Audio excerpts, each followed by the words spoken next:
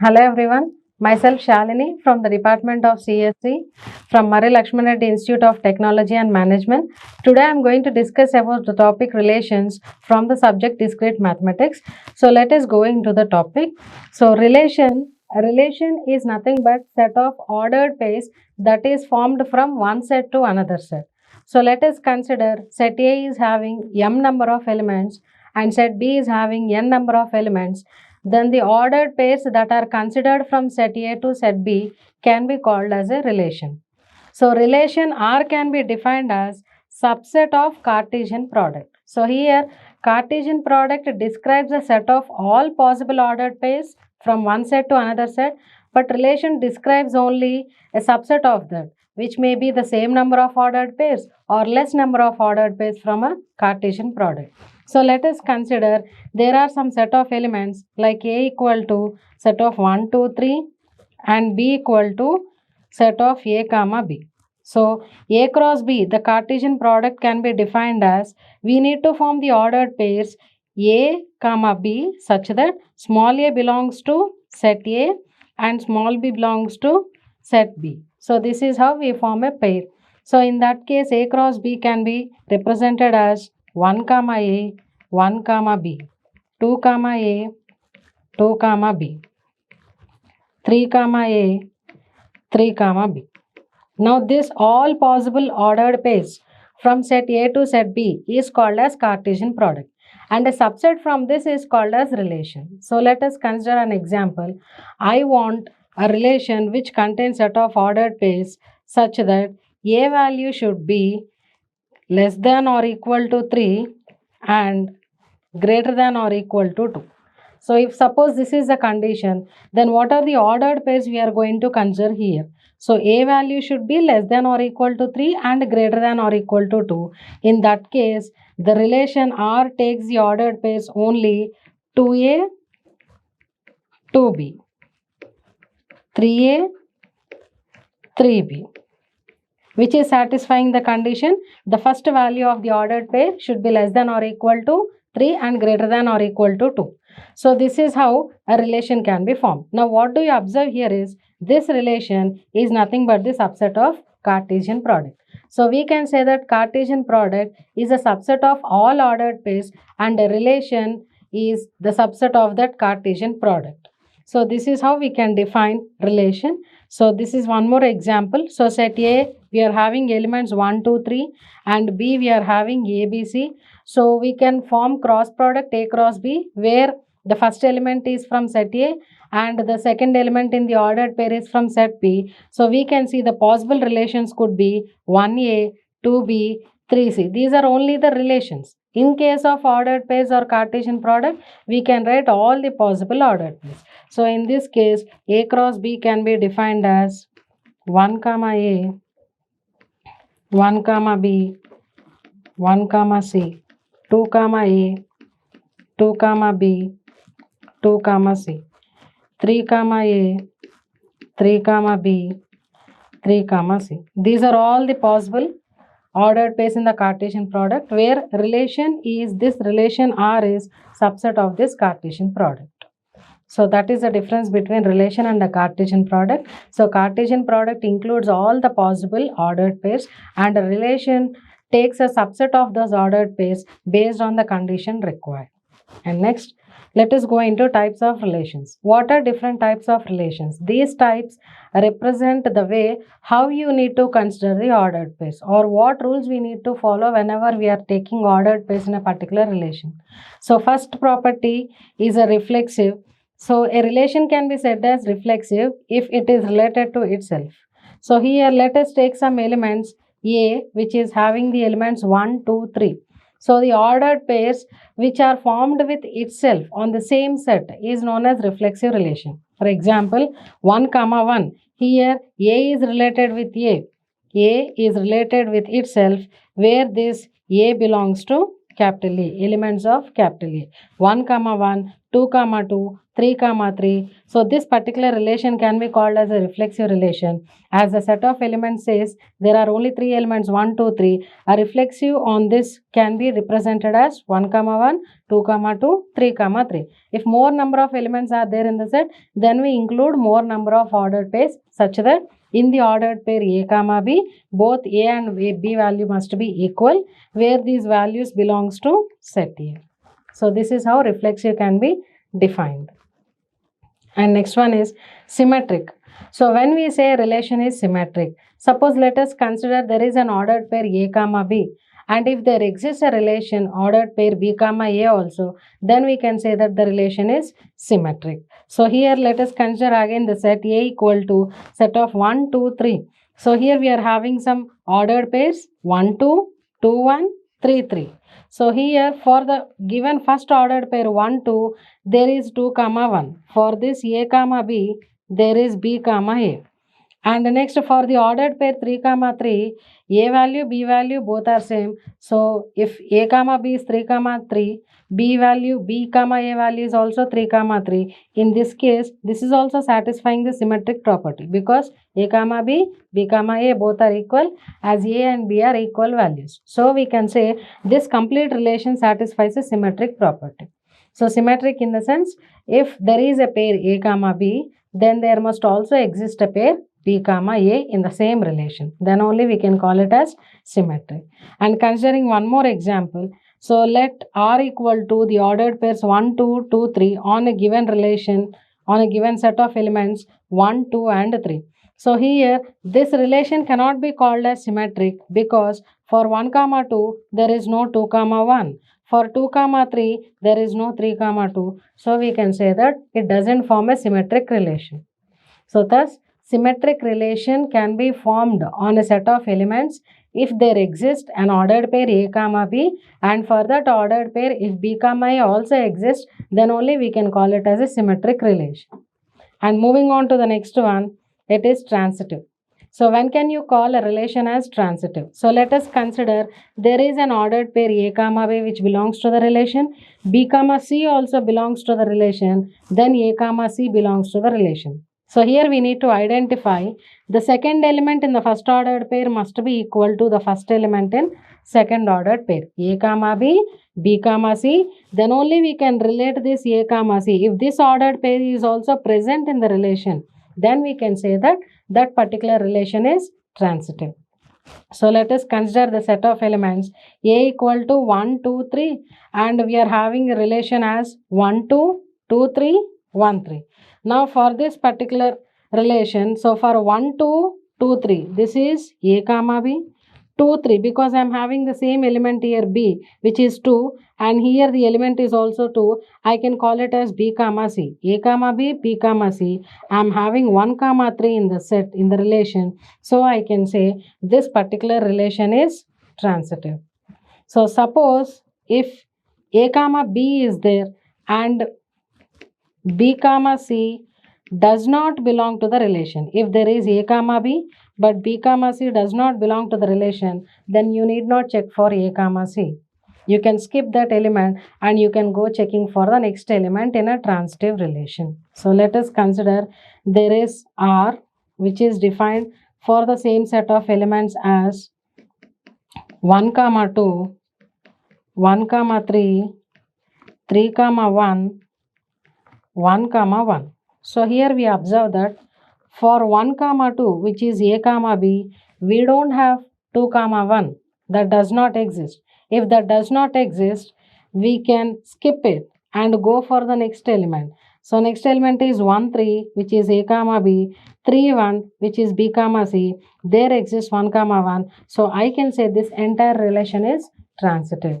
So for transitive, to tell that a particular relation is transitive, if A, B belongs to the relation and B, C also belongs to the relation, then definitely A, C must be present in the relation. If A, B is present in the relation but B, C is not present in the relation, then you can skip that pair and go checking for the next ordered pair in the relation. So this is known as transitive property. And next one is antisymmetric property. So in antisymmetric property, so we say If there is a relation x relates to y and y relates to x, then definitely x must be equal to y. So here a comma b is there. So a is related to b here and b is also related to a, such that both a and b are equal. Then only we call it as antisymmetric property. For example, consider the elements a equal to set of 1, 2, 3. So if I am having a relation r equal to set of 2 comma 2, 3 comma 3 and 1 comma 2. So this particular relation is called as antisymmetric relation because it is satisfying the property if there is x comma y, x is 2 and y is 2 where both are equal, and here in the coming to the next pair x is 3, y is 3 where both are equal, and next one here x is 1, y is 2. For x comma y where x and y are different values, there is no y comma x in the relation, then also you can call it as antisymmetric property. So that is, first rule is that if there is some a comma b in the relation, then a and b are related to each other such that a and b both values are equal. Suppose if a and b are different values, then for a comma b or x comma y, there should not be y comma x. Y comma x does not belong to R. Then also it is called as antisymmetric relation. So first property is nothing but both values must be same. Whenever you are taking some set of elements, both values must be same if they are related to each other. Next one is that suppose if both values are not equal. So for 2 comma 3, I should not have 3 comma 2 here. Suppose if 3 comma 2 is also there, then a comma b is there, b comma a is there, and both are not equal to each other. So this doesn't become under antisymmetric relation. So the first rule for antisymmetric relation, if A is related to B, B is also related to A because 1 comma 1 is there. In that A is 1, B is 1. Again B is related to A, again 1 is related to 1 where A equal to B, 1 equal to 1. Coming to the next pair 2 comma 2, A is related to B, B is also related to A. And coming to the next element 2 comma 3, both are not equal. If both are not equal, for A comma B, there should not be B comma A. Then you can consider it as antisymmetric. Suppose if you are having B comma A in this case, where A and B are different values, then we don't call it as antisymmetric relation. So what type of examples comes under this antisymmetric relation? One is divisibility relation. Suppose if you take divisibility relation on some set of values, let us consider I am having A equal to 1, 2, 3, 4, 6 and 12. So here if you consider the elements such that it satisfies a divisibility. So 1 divides every number. So 1, 2, you can have 1, 3, 1, 4, 1, 6, 1, 12. Similarly, 2 divides 2, 4, 2, 6 and 2, 12. 3 divides 3, 3, 3, 6, 3, 12. 4 divides 4, 4, 4, 12. And next 6 divides 6, 6, 6, 12. So what are the set of ordered pairs that can be formed here? So that is nothing but, so let us consider the elements that are formed under this divisibility relation is R equal to set of ordered pairs. 1 is divided with itself and next 1 divides 2, 1 divides 3, 1 divides 4, 1 divides 6 and 1 divides 12. Coming to 2, 2 divides itself and next 2 divides 4, 2 divides 6 and 2 divides 12. Coming to 3, 3 divides itself, 3 divides 6 and 3 divides 12. And next coming to 4, 4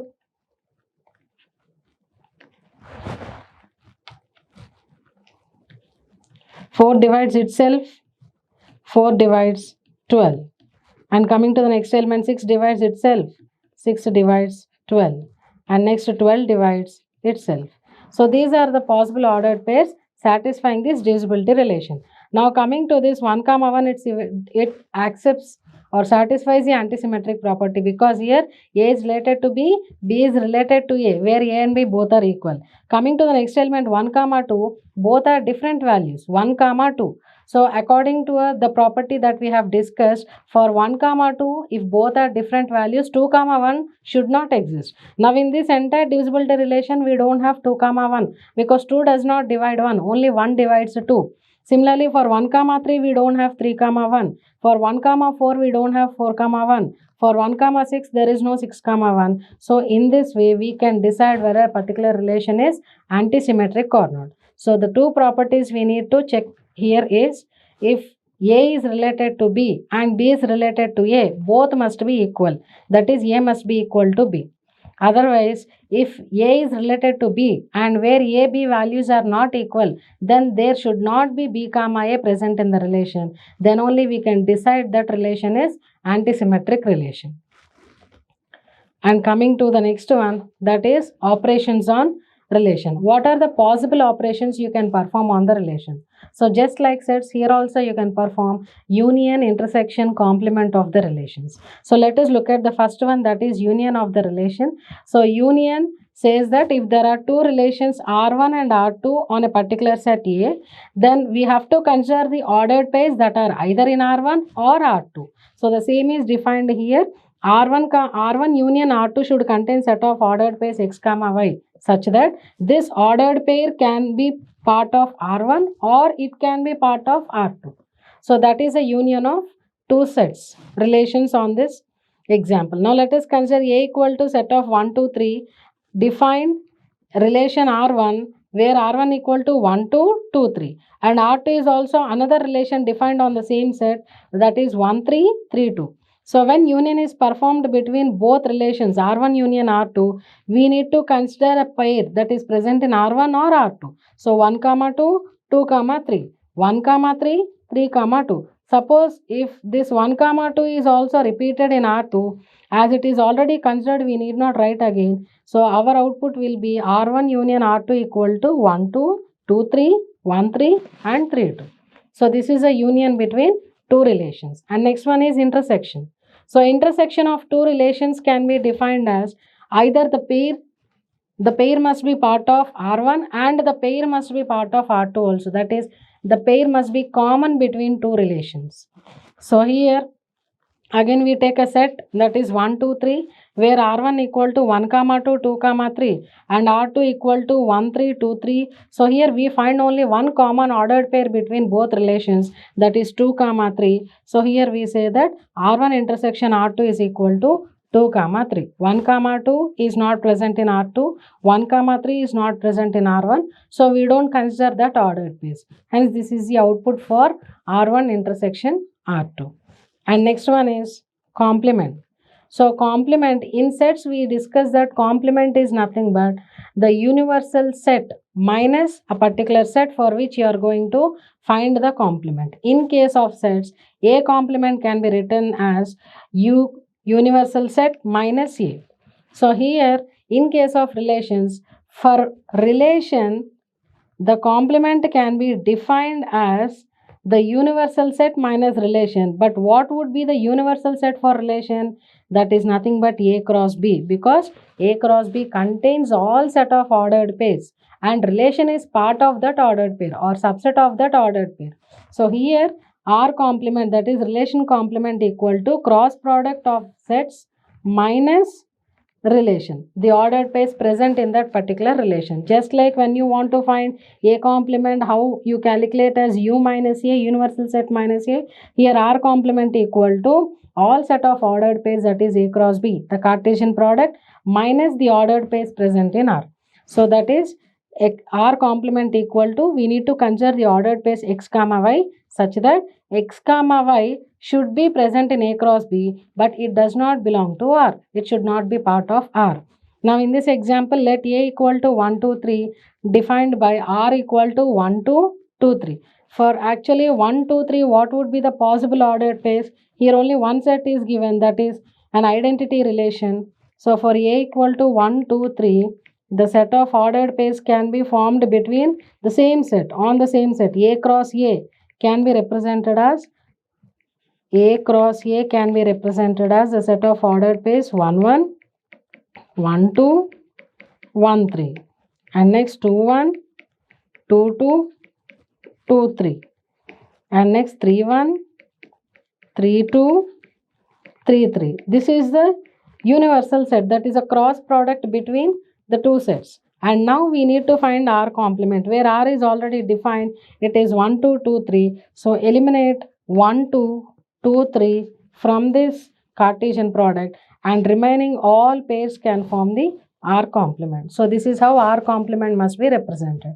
So R complement can be defined as all set of pairs, that is a Cartesian product of two sets minus the given relation. So we need to consider the ordered pairs that are present only the Cartesian product but not the relation. And coming to next one, composition of relations. So composition of any two relations R1 and R2 can be defined as an ordered pair in the form of x comma z. So how do we obtain this x comma z? If there is x comma y that belongs to R1 and y comma z that belongs to R2, then the composition of these two relations can be defined as x comma z. So let us consider there are two sets x, y. There is an element x in the first set and y in the second set, where x comma y belongs to R1. The relation between the two sets is R1, and there are two more elements, that is y is present here and z is part of another set. The relation between these two elements is the ordered pair of the form y comma z. So here R1 circle R2 can be defined as in the form of ordered pairs x comma z. So this is how compositions can be represented. Now in this case, let us take A equal to 1 2 3 and R1 R2 are defined in the way. So we'll consider A equal to 1 2 3. So in all the sets we need to take A equal to 1 2 3 because these relations are defined on the same set. This type of relation is called identity relation. So the first relation between first two sets is defined as R1, and the relation between next two sets is defined as R2. Now R1 circle R2. So let us first map the elements. R1 is nothing but 1 2, from 1 to 2, and the next element is 2 3, and R2 is nothing but 2 3, 3 1, and next 1 3. So this is how the ordered pairs are mapped. Now the composition of R1, R2 can be represented as 1 is mapped to 2, 2 is mapped to 3, that is x is mapped to y, y is mapped to z. We can consider x comma z. So 1 2 2, 2 2 3, we can represent it as 1 2 3. And next 2 2 3, 3 2 1, that can be represented as 2 comma 1. And the next element 1 2 3 cannot be mapped here because it is not related in R1. Anyhow, this would be the composition of two relations R1 circle R2. So these are the main operations that can be performed on relations. These are the references, and thank you.